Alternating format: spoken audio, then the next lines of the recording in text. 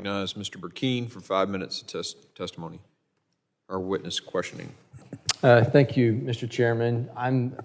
Alexander, would you mind moving that just a little bit forward here so I can... Colonel Paris, can you see that, or am I obstructing your view? I believe I can see it, sir. Alexander, would you mind? I'm sorry. Can we shift it just a little bit to your left, Alexander? There we go. Okay. Better? Yes, sir. Okay. So this is a picture I took yesterday on the grounds looking out of that second-story window that has the corridor that connects the AGR building, the American Glass Research Building, with where the shooter's location, and I'm going to stand up and I'm going to point to the shooter's location as we were made aware. From that X is where the shooter was shared with us. His body was found.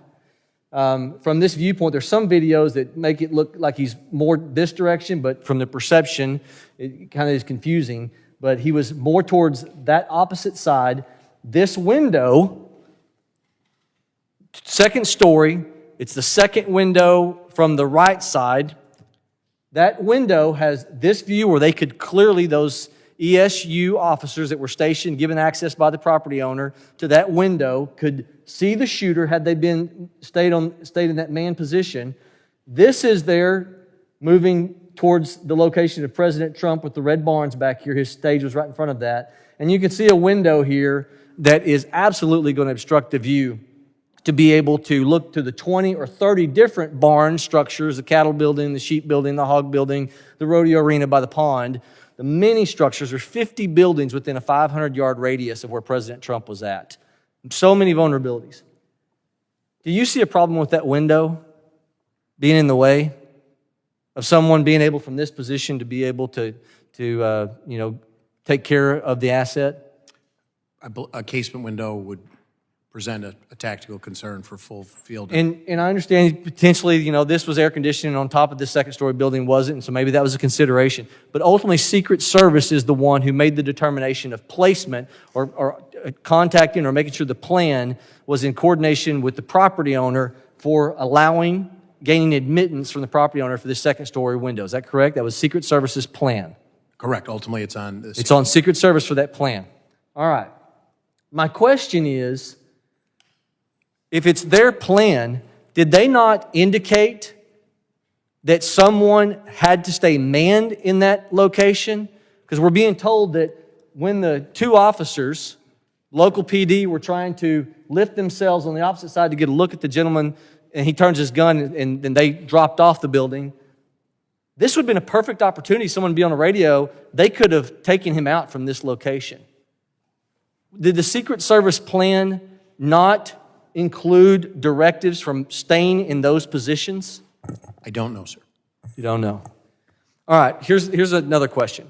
With the 2 minutes that you said that there was an opportunity from the time that they were hoisted up, looked at the shooter, you're given the responsibility, as this is delegated in the outer perimeter, to secure the area. Why weren't they able to immediately call their supervisor, who would then be authorized to issue a hold on the asset or a get him off the stage call? Why does it have to be, as your testimony says, they took a picture, sent it to Secret Service 20 minutes before the incident of the shooting, and they have to wait for a response? Why is not the line of communication? I understand they're on different radio frequencies. Why were they not empowered to say, if we send something that's suspicious, then state police, local law enforcement, Sheriff's Department, each one, the head official of each one of those departments, if we entrusted them with enough responsibility to secure that environment, then we ought to give them the responsibility to issue a hold call because of something that they see as a threat. Are they empowered to do that, or does it have to all go through Secret Service to issue a hold? I can only say what I know about the state police operations plan, and I do not know the answer to your question, sir. So I do not know the answer. I don't know what the protocol would be to issue the hold order. And just as a point of clarification that I tried to clean up with the congressman from New Jersey before, when the two municipal officers one was hoisted. Can I jump on that 2 to 3 minutes, because I got limited time here. Just to make sure, that was seconds before. That was seconds before Crooks started firing. Okay, you had said earlier today it was 2 to 3 minutes, but make you're sure saying I seconds cleaned that up before. for the second time. Yes, sir. Okay.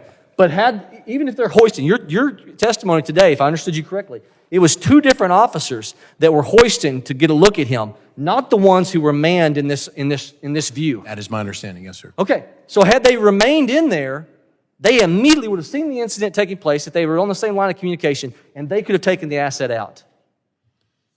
I'm remiss to say that because I don't know what their general rules of engagement and assignment were from the Secret Service. It just looks to me like a major breakdown of communication. This procedure looks to me like it is lapsed with the ability of someone who, if they entrust them with the ability to secure these perimeter, they ought to be empowered enough to be able to give the authority on their comms to issue a hold. I don't understand that. With that, I yield, Mr. Chairman. Gentleman yields.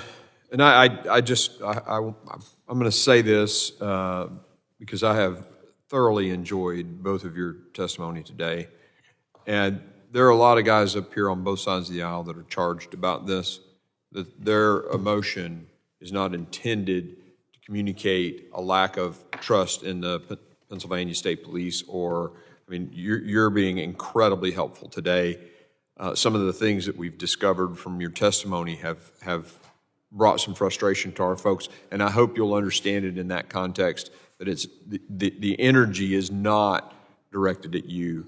The failure to set up appropriate communication systems and to make decisions when they become aware of someone pointing a rangefinder is what's got people upset. And that's on Secret Service. So I just wanted to make sure y'all heard that from me. Yeah, Mr. Chairman, if I was amped up a little bit, I concur.